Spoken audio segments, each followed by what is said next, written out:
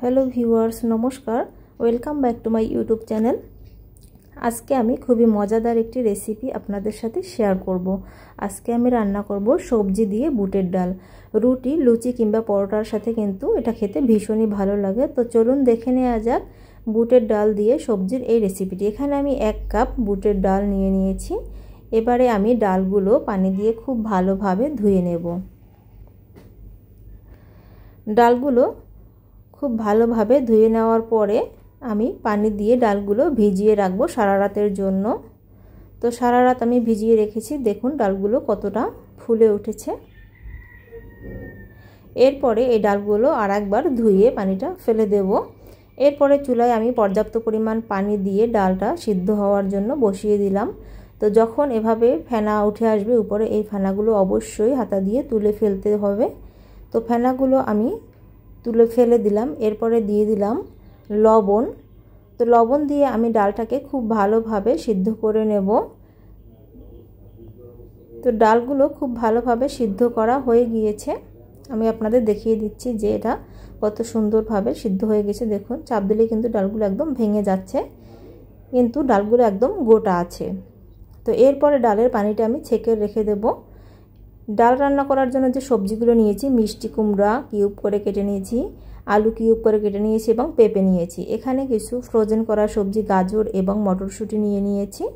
আমি যে সবজিগুলো নিয়েছি এমনটাই যে নিতে হবে সেটা নয়, আপনারা আপনাদের পছন্দ মতো সবজি নিতে পারেন। এরপরে 3 টুকরা দারচিনি, 4টি এলাচ, 2টি তেজপাতা এবং হাফ চা চামচ দিয়ে দিলাম আস্ত পাঁচফোড়ন। চুলায় কড়াই বসিয়ে তেল গরম হতে দিয়েছি। এরপরে গোটা মশলাগুলো আমি দিয়ে দিলাম।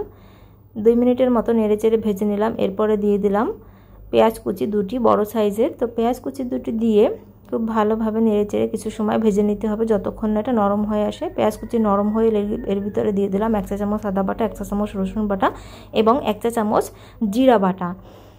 আদা, রসুন এবং জিরা বাটা দিয়ে কিছু সময় ভেজে নিতে হবে 2 মিনিটের মতো, চুলার আঁচ মিডিয়ামে রেখে। এরপরে এর কাঁচা গন্ধটা চলে যাওয়ার পরে এর ভিতরে গুঁড়ো মশলা অ্যাড করলাম। হাফ চা চামচ হলুদ, হাফ চা চামচ মরিচ এবং হাফ চা চামচ ধনিয়া গুঁড়া দিয়ে দিলাম। এরপরে সামান্য একটু পানি দিয়ে দিলাম মশলাটা কষানোর জন্য, যাতে মশলাটা পুড়ে না যায়। চুলার আঁচ মিডিয়ামে রেখে মশলাটা খুব ভালোভাবে কষিয়ে নিলাম। তো মশলাটা কিন্তু এ পর্যায়ে কষানো হয়ে গিয়েছে। এখন আমি সবজি অ্যাড করব। এখানে কেটে ধুয়ে রাখা যে সবজিগুলো আমি দিয়ে দিলাম।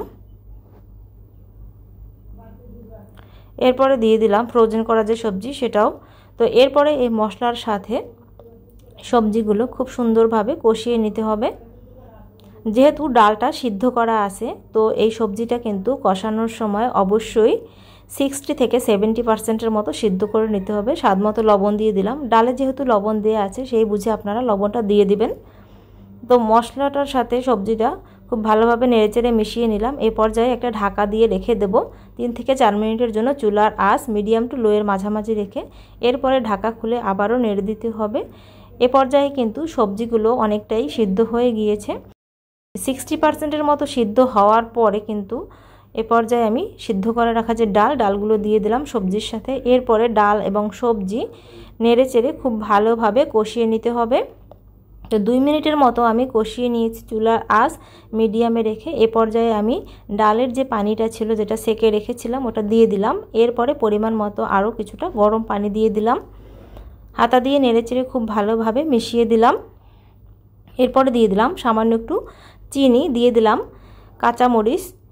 এরপরে নেড়েচেড়ে খুব ভালোভাবে মিশিয়ে দিলাম। এরপরে রান্না করে নেব 10 থেকে 15 মিনিটের মতো চুলার আঁচ মিডিয়ামে রেখে।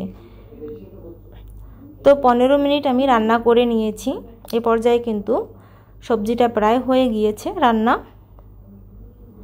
তো হাতা দিয়ে কিছু সময় একটু নেড়েচেড়ে দিলাম। এ পর্যায়ে দিয়ে দিলাম হাফ চা চামচ গরম মশলার গুঁড়া। হাতা দিয়ে একটু নেড়েচেড়ে দিতে হবে, যাতে ডালটা একটু ভেঙে ভেঙে যায় কিছুটা এবং কিছুটা গোটা থাকে। তো এভাবে নেড়েচেড়ে আমি সবজিটা রান্না করে নিয়েছি এবং তেজপাতা এবং যে দারুচিনি আছে ওগুলো কিন্তু তুলে নিয়েছি। এর পর্যায়ে আমি ঢেকে রেখে দিলাম 2 মিনিটের জন্য, চুলার আঁচ লোয়ে রেখে। এরপরে হাতা দিয়ে নেড়েচেড়ে দিলাম মিশিয়ে। এরপরে এ পর্যায়ে কিন্তু সবজিটা আমাদের হয়ে গিয়েছে। তো এখন আমি সবজিটা সার্ভ করে নিচ্ছি। গরম গরম ভাত, রুটি, পরোটা, লুচির সাথে কিন্তু এই সবজিটা খেতে ভীষণই ভালো লাগে। তো আমার এই সবজি এবং ডালের বুটের ডালের রেসিপিটি যদি আপনাদের ভালো লাগে তাহলে অবশ্যই আমার ভিডিওতে একটা লাইক দিবেন এবং আমার চ্যানেলটি যারা সাবস্ক্রাইব করেনি আমার চ্যানেলটি সাবস্ক্রাইব করে আমার পাশে থাকবেন, এটা অনুরোধ রইল আপনাদের কাছে। তো এতক্ষণ আমার ভিডিওটি দেখার জন্য, আমার পাশে থাকার জন্য আপনাদের সবাইকে অসংখ্য ধন্যবাদ।